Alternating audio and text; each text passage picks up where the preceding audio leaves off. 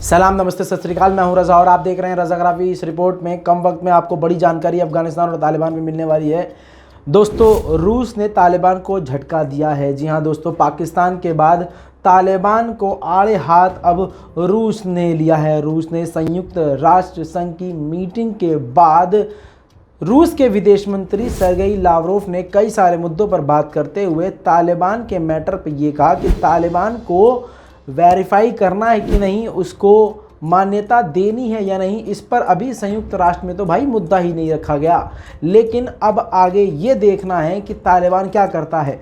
साथ में उन्होंने कहा कि तालिबान को अपने वादे निभाने पड़ेंगे। साथ में ये भी देखना है कि तालिबान जो अभी की सरकार है वो सबको लेकर चलता है कि नहीं, क्योंकि अभी जो तालिबान की सरकार है वो सभी वर्गों को, सभी धर्मों को, सभी लोगों को साथ लेकर चलने वाली नहीं है। ऐसे में और भी ज़्यादा सोचना पड़ रहा है तालिबान को वेरीफाई करने के लिए, तालिबान को मान्यता देने के लिए। दोस्तों, ये खबर बहुत बड़ा झटका है तालिबान के लिए, क्योंकि तालिबान को बहुत बड़ा समर्थन शुरुआत से रूस कर रहा था। लेकिन तालिबान की बस ये वाली नीति दुनिया को समझ में नहीं आई, यहाँ तक कि पाकिस्तान को भी ये बात पसंद नहीं आई। यहाँ तक कि अब रूस भी इस पर आपत्ति जता रहा है कि तालिबान ने अपनी मनमर्जी से, क्योंकि तालिबान ने शुरुआत में कहा था कि वो मिलकर सरकार बनाएंगे, हर वर्ग को लेंगे। लेकिन अब तालिबान जब ताकतवर हो चुका है,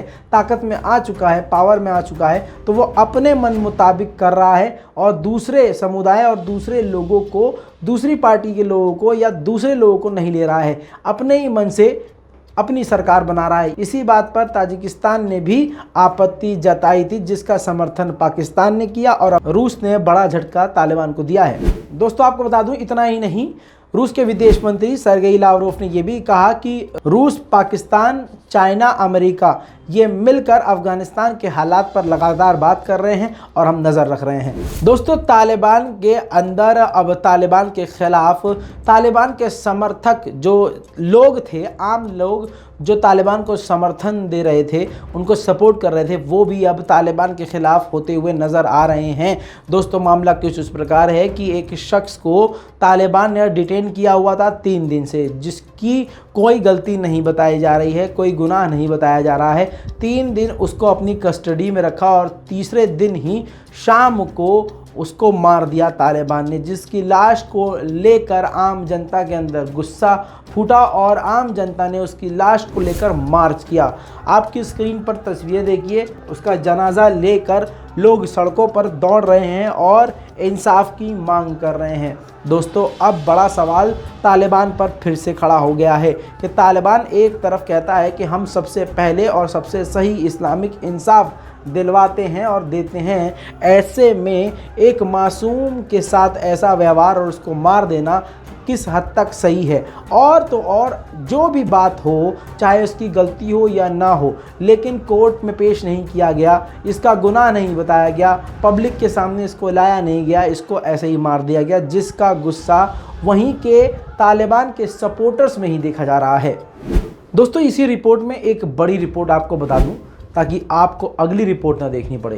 दोस्तों, तालिबान ने अमेरिका का धन्यवाद अदा किया। जी हाँ दोस्तों, यही बहुत बड़ी खबर है। सुनिए क्यों धन्यवाद अदा किया। अमेरिका ने अफगानिस्तान के ऊपर से जो सैंक्शंस लगे थे उसको कम किया है और एड पहुंचा रहा है, मदद पहुंचा रहा है, दवाइयां पहुंचा रहा है, खाना पानी अफगानिस्तान पहुंचा रहा है और काफ़ी मदद अफगानिस्तान के आम जनता के लिए अफगानिस्तान अमेरिका पहुंचा रहा है, जिस पर तालिबान के फॉरेन मिनिस्टर ने धन्यवाद अदा किया है, शुक्रिया अदा किया है। तालिबान के डिप्टी मिनिस्टर मुजाहिद ने एक नया बयान दिया है। उन्होंने कहा है कि दुनिया जल्दी तालिबान को रिकॉग्नाइज करेगी, यानी मान्यता देगी। हालांकि पूरी दुनिया इसके खिलाफ है। जी हाँ दोस्तों, पाकिस्तान भी अब सीधा सीधा जिस तरह से पहले खुलकर सपोर्ट कर रहा था, ऐसे नहीं कर रहा है, क्योंकि इमरान खान से ही अब तालिबान पंगा ले रहा था, तो तालिबान को आड़े हाथों इमरान खान ने लिया है।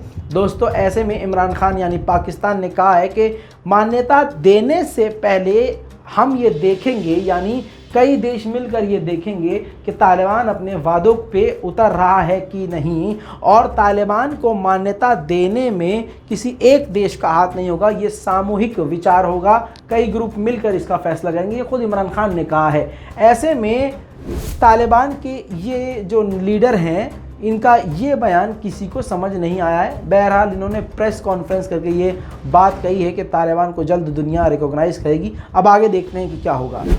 दोस्तों आपको बता दूं कि तालिबान में गरीबी इतनी ज़्यादा बढ़ रही है कि आप समझ सकते हैं कि वहाँ पर महंगाई में आग लग गई है। मतलब महंगाई का आप नॉर्मल तरीका बता देता हूँ आपको, नॉर्मल चीज़ बताता हूँ। जो सब्जियां हैं वो 50% महंगी हो गई हैं, आटा 30% ज़्यादा महंगा हो गया है, गैसोलाइन 20 से 40% महंगे हो गए हैं। इतना ही नहीं, जो दवाइयाँ हैं, मेडिसिन से, पानी, यार पानी भी महंगा हो रहा है।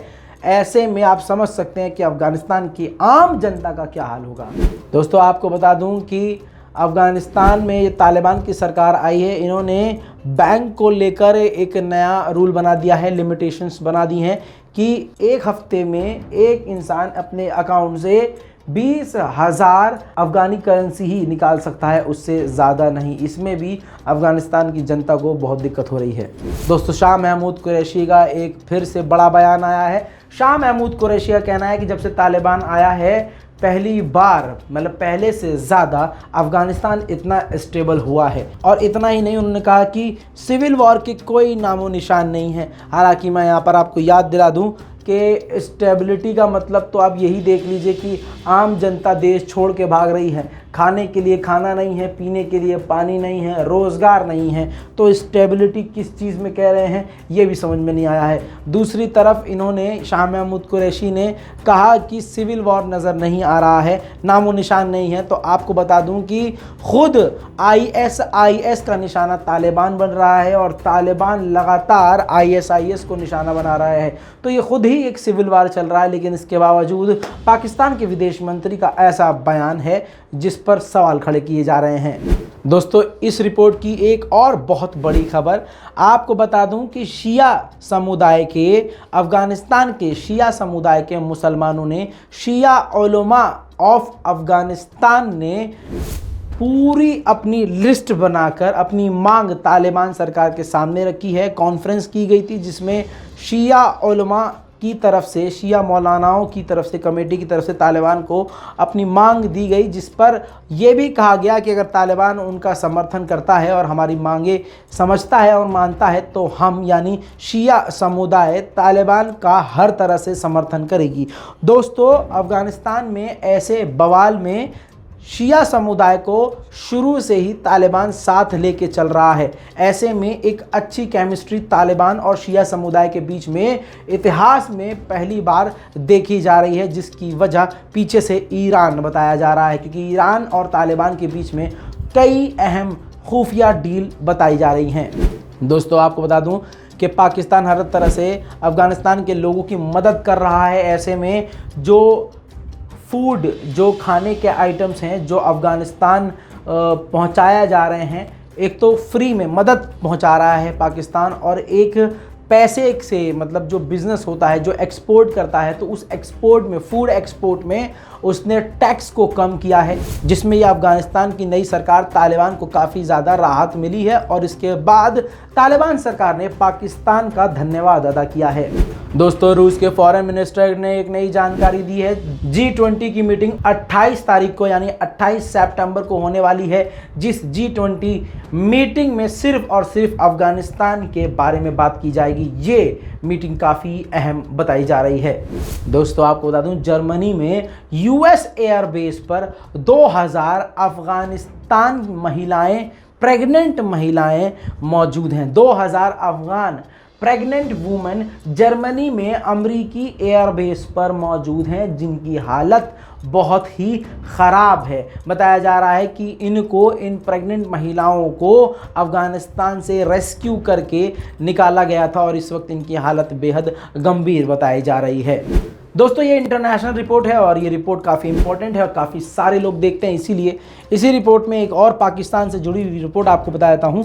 पाकिस्तान में एक बड़ा धमाका हुआ, जिस धमाके में पाकिस्तानी आर्मी के 4 जवान मारे गए और 2 घायल बताए जा रहे हैं। आईईडी हमला हुआ था। बलूचिस्तान के लड़ाकुओं ने पाकिस्तान आर्मी पर हमला किया था। जी हाँ, जैसे आपको बता दूं कि कश्मीर और भारत का मुद्दा चल रहा है, ऐसे ही बलूचिस्तान और पाकिस्तान के बीच में ये मामला चलते रहते हैं। ऐसे में आपको बता दूं कि और भी हमला बढ़ने की संभावना है, क्योंकि टीटीपी भी और टीटीपी जैसे और भी ऑर्गेनाइजेशन पाकिस्तान में एक्टिव हैं। दोस्तों, ministry of women affair staff की महिलाओं ने अफगानिस्तान के वुमेन मिनिस्ट्री के दफ्तर के बाहर प्रदर्शन किया और कहा कि तालिबान मेहरबानी करके महिलाओं को काम करने की इजाज़त दे। मुसलमान ख़वाहीम बुदिन कि मारा در خانه بشنن و خانه نشین کنن، این به این معنا نیست که اسلام سری ما تطبیق میکنن. این یک نوع افراطیت در اسلام است. ما مطابق اسلام کار میخواهیم، مطابق اسلام حق خود میخواهیم، مطابق اسلام آزادی خود میخواهیم، مطابق اسلام کار و تحصیل خود میخواهیم। दोस्तों, अमेरिका के सबसे बड़े अखबार वॉल स्ट्रीट जर्नल के हवाले से कहा गया है, रिपोर्ट सामने आई है कि तालिबान के डिफेंस मिनिस्टर मुल्ला मोहम्मद याकूब ने एक नया बयान जारी किया है। उन्होंने अपने फाइटर से, अपने लड़ाकू से, तालिबानी लड़ाकू से कहा है कि वो सेल्फीज़ न लें और पिकनिक स्पॉट्स पर जाकर फ़ोटो वोटो लेके एंजॉय करते हुए फ़ोटो या सेल्फी लेके सोशल मीडिया पर ना डालें।